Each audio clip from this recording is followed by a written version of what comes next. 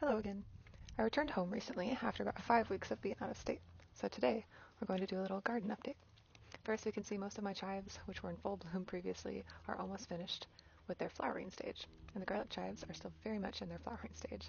I have decided to let all of these reseed naturally. I did this a bit unintentionally last year and did have a handful of them pop up in random places in my garden beds, like next to the echinacea.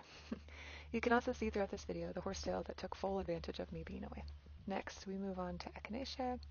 Only one of my seeds lasted beyond germination, and it seems to be thriving so far. I'm excited to see if this produces flowers next year. Only one of my sage seeds lasted beyond germination as well. It smells lovely, and I'm excited to harvest the herbs in my garden for all sorts of fun projects. I started my lettuce in the second garden bed, and quite a lot of it germinated, so I opted to transplant them into the empty spaces throughout my garden to help thin them out.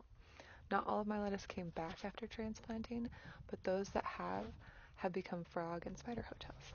Onto my one and only carrot. I was so excited when I saw how wide the diameter of it was. But spoiler alert, I did harvest this the day after filming, and it was only about 3 inches long.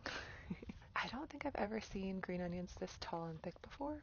I did harvest one to try. The flavor seemed okay, but the texture was tougher than normal, so I would say these have over-matured. I accidentally skipped over my oregano, but you can briefly see it under the snapdragons. 2 of these made it past germination and have taken over their square foot. It has been a long time since I've seen snapdragons, and the first time I have grown them. They take up much more space than I realized. Don't get me wrong, I love it. I just need to adjust my garden layout a bit for next year. Onto the basil. Before leaving, I uprooted and split my basil. There were 3 separate plants all tangled together.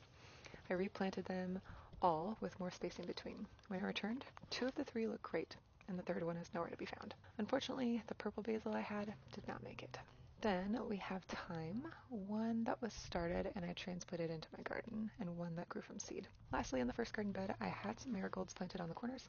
2 of them were eaten by slugs, which in a sense meant they did their job as a companion plant. The other one was doing quite well, but I decided to cut back one of the types of marigolds so it would not reseed on its own.